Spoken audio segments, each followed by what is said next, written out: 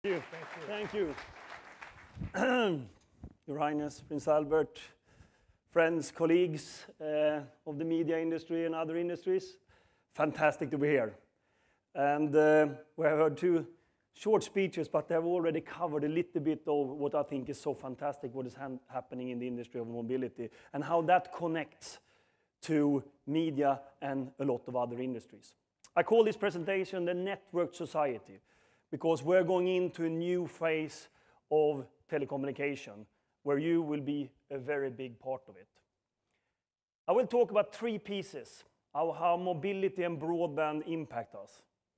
Talk about the people dimension. We all have phones, we have smartphones, we have tablets, and I guess you're using them more and more every day. Just think about, for 2 years ago, basically we didn't have any smartphones. Today it's given. That's how fast this industry is moving. Just think how quickly apps came, and that's the way you access the content. That is innovation of consumers, and that's how important it becomes. And I guess nobody leaves their home without a phone. The business side of it is also a business side which is very important, the business opportunities. How to use mobility and broadband to actually reach out to consumers, solve challenges that we have today in different industries. And finally, a social impact, a very big social impact of how we can actually make life much better for people by using mobility and broadband. And I will talk about those three and a little bit how I see that coming together over the next years to come. So today, as Prince Albert said, 6.9 billion people on Earth. 5 billion of those has a mobile phone. It's 1 billion people that has a fixed line. It took 100 years to create 1 billion fixed lines, or a little bit more actually. 5 billion mobile subscription, it took less than 20 years. An amazing development in this industry. Ericsson was founded 134 years ago by a young engineer by then called Lars Magnus Ericsson. He had a vision of the company already then, and that was that communication is a human basic need. Communication is a basic human need. I don't think how right he was when he said that 134 years ago. But if you see the 5 billion, and 2 billion people having access to internet, I usually say when I talk about where we are today in this industry that on the Chinese New Year, it was 23 billion SMS sent. 23 billion, and every day we send 18 billion SMS all around the world, and it's just increasing every day. And with the penetration of smartphones, tablets in the network, of course, the data usage in the month of January this year, we have more data usage in the mobile networks than voice usage, even though it's a small piece of the users that data uses so far. So will it stop here? No, it will not stop here. Actually, if I look out 5 years from now, and that's important, 5 years from now, it's going to be 7 to probably even 8 billion mobile subscriptions in 2015. So you're going to tell me there's not 8 billion people in 2015, correct? It's going to be double subscription. People will have more than one, and I think that many of you in the room already have it. Today, we have 85% of the Earth population have mobile coverage. By 2015, we will pass 90, a little bit over 90, as we see right now. 90% of the Earth population will have mobile coverage. Think about that, what you can do. The mobile penetration of PCs, connected PCs, will be 6 times more, and it will use 50 times more data in 5 years. It's going to be 4 times more smartphones than we have today in 5 years. They're going to use 25 times more data in the networks. But the most important on this slide is the 4 billion. What is the 4 billion? Today, it's roughly 700-800 million people having broadband, the majority being fixed broadband. 2015, it's going to be 4 billion people having broadband. Just on the projections of the implementation of the networks that we're doing today, it's going to be 4 billion people having broadband. And the majority is going to be mobile broadband. That means that all these 3.5 billion people having mobile broadband can access internet information as any of us. Some of us sitting in this room, we started with a fixed phone, we started with a TV, a computer, and then we got the mobile phone. And then we have a certain way of doing evolution of our technology usage. If you start with a mobile phone and you have never had anything before, I can tell you the first thing you do with the phone is not to talk in it, is to search for information. That's what people are doing with mobile phones when they get it as their first device of communication. And that's why we see so much innovation in parts on this earth where you start with a mobile phone, because they see that is a communication device, not only a voice device. So what will all that lead to? With that coverage and that broadband all around the world, we believe by 2020, and here's where you're coming in, it's going to be 50 billion connected devices in the network. Different type of devices. Today we believe it's going to be a phone, a tablet. In the future it can be a sensor, it can be a device sitting in a car, it can be the healthcare device that's using the mobile network, because we can reach out so much further. We can enable, improve for these people and the society and for enterprises. We usually typically say that the last 20 years we have a phase of installation of the technology of mobility and broadband.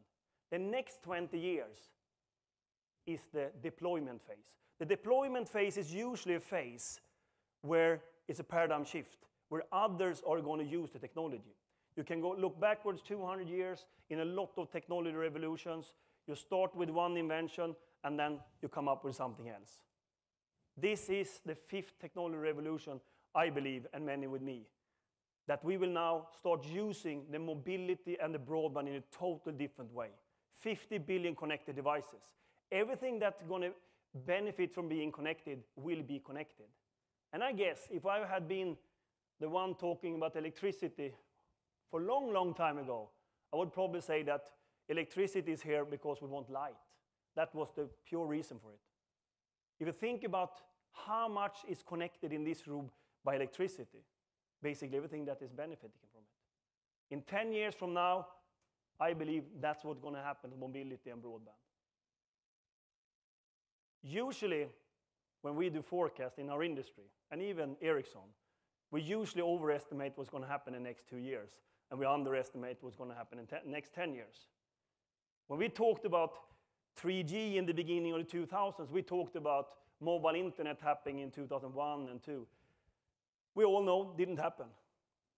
That is happening right now. Mobile internet is happening right now. The merging between the media and mobility is happening right now. And it's happening because we have a consumer drive, we have devices, and we have scale, so we can bring it out all around the world. So the broadband will be one of the most important pieces of infrastructure that we're going to have on the earth. Recently, the Broadband Commission, which I'm part of, released a publication of how important broadband is going to be for society. It's not only for me as a user, it's also for countries.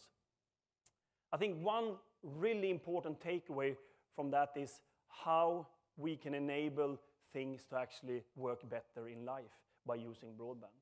And I think that a couple of the things that we see all around the world where we're connecting things is those type of things, and I will talk about them now. First, there are two things that I think the media industry and other industries will benefit from. One is the connectivity. Sometimes we talk about the speeds in the networks are not enough. Of course, on the mobility side, there's always possibility for upgrades. Today we have mobile networks which have 21, 42 megabits per second on 3G. The years to come, when we're going up to 3.5 billion people having mobile broadband, we're going to have 3G over 100 megabits per second. At the same time, we see LTE coming, the long-term evolution. And this industry basically has one fantastic thing. We have no barriers between countries. You can bring your phone from one country and can move around all around the world. The barriers, it's a market-based solution that can actually carry around all around the world. And that's a huge benefit compared to many other industries that needs to have borders and actually having a lot of decisions in between them. Of course, you need frequencies, you need things from the governments to support it. But finally, this deployment to reach 5 billion to 8 billion mobile subscription is actually a market-based solution. And that connectivity is continuing. LTE, as we're rolling out right now all around the world, will be basically the standard for all operators in the world in the future. We have had a couple of different, but it's going to be everybody around that. LTE today can probably come up to 80 megabits per second, and it will definitely come up to 200-300 in a couple of years, or even shorter than that. And more important, we have already trialed mobile networks with LTE of 1 gigabit per second. So there is a lot left in the networks to be deployed. But the prerequisite is, of course, that the mobile coverage is covering 85% of the Earth population today, and will go over 90%. So the investment is done, the installation is done. It's now a deployment of software to reach out, and the most important, getting innovation on top of it. The networks also have a very, and that's the second area here, you can say. The networks also have, of course, a lot of other features. Provisioning, payment systems, all is set up to be used on the broadband and the mobility all around the world. That's also a very important piece of it. So I would say, what can we benefit from all of this? A couple of examples. The first thing there to the left is process efficiency. How can we do process efficiency by using it? A very simple example.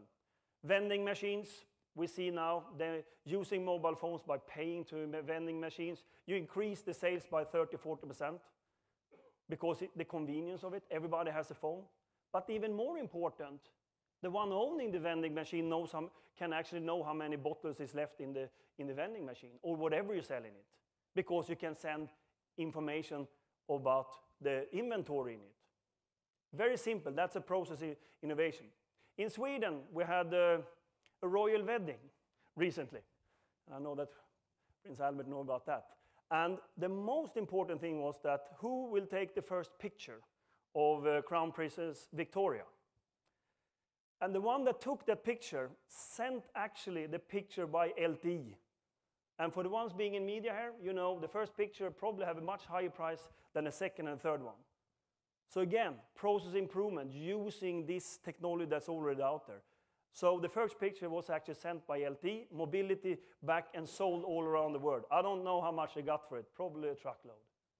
That's another way of doing it. Another thing is, of course, effectiveness for people and humans.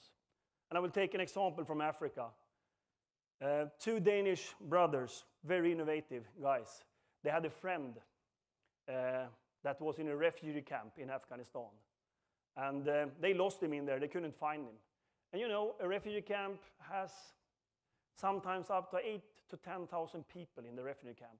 And you stay in the refugee camp for years before you find your final destination. And what is happening during that transition is that you lose friends and relatives. And there's no way to find them. So they lost their friend in the refugee camp. They went to the refugee camp in Afghanistan, and they came to the refugee camp and asked, so who are here? Can we check the list? Nobody wants to tell who they are in a refugee camp. So they asked, how should we know who is here? I mean, we have a billboard over here. You can look at the pictures. There were 10 pictures. So then they came back very disappointed because they didn't find their friend.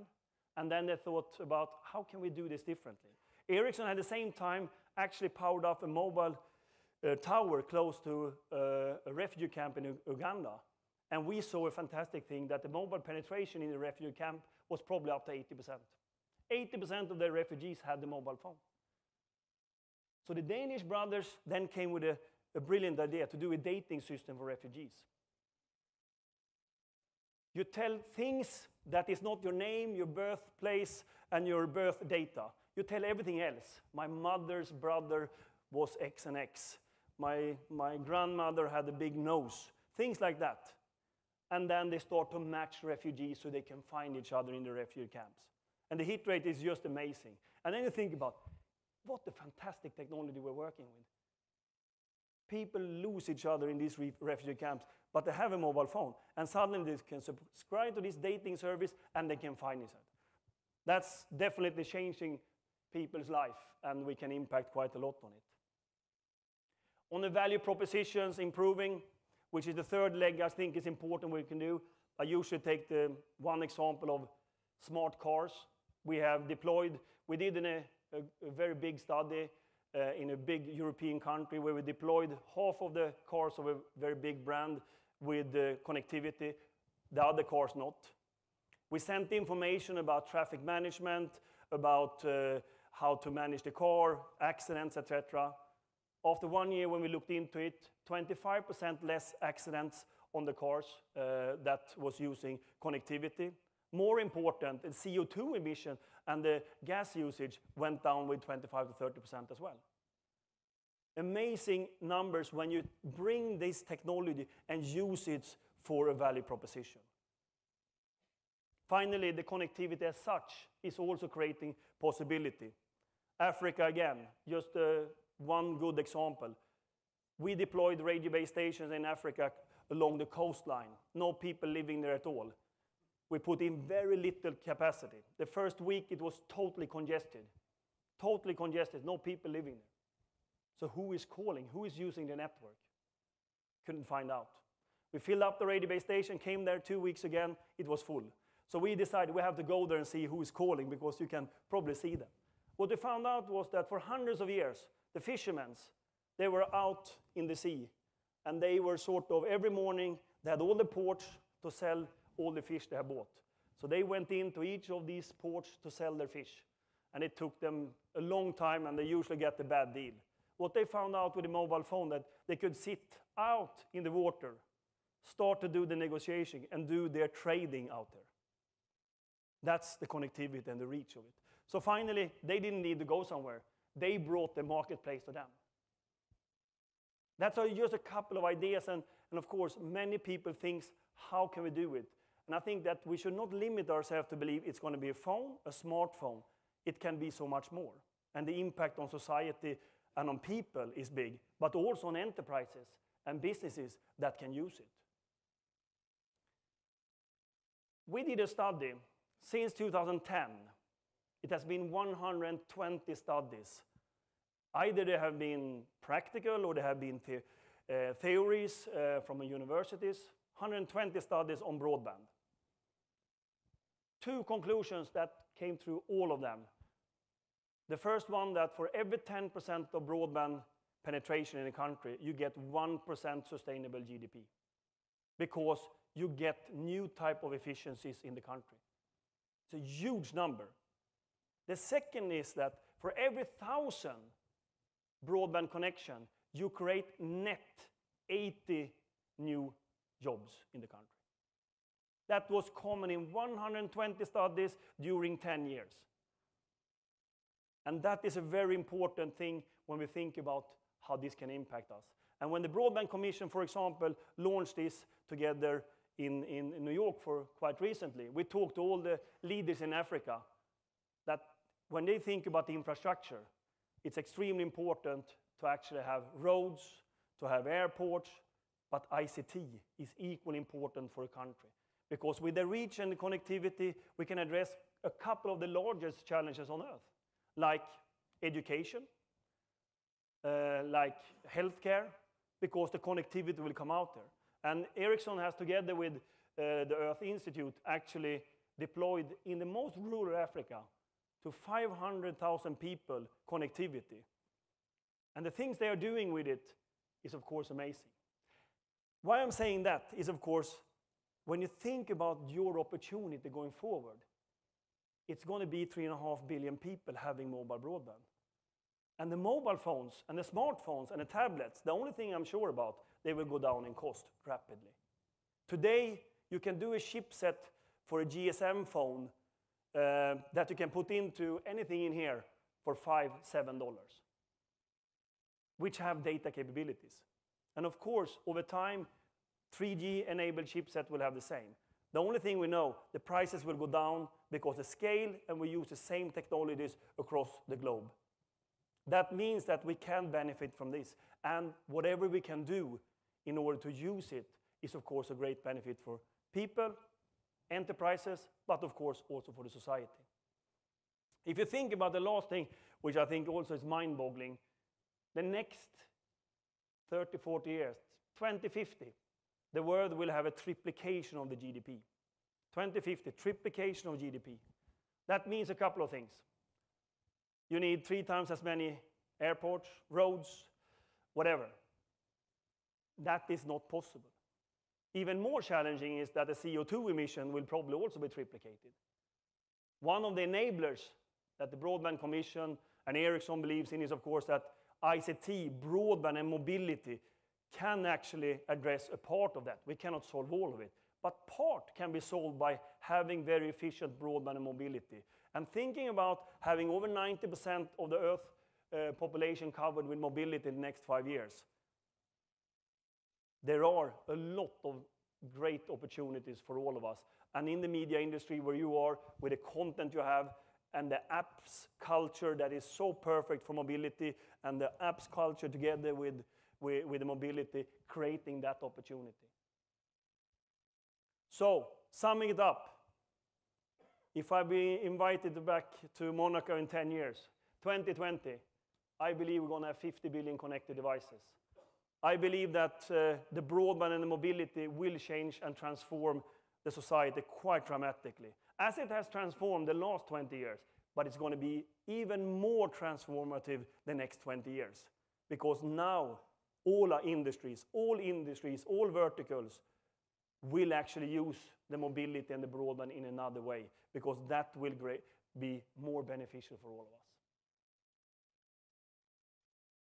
So once again, 50 billion connected devices 2020, and I hope I'm going to be invited again. Thank you very much.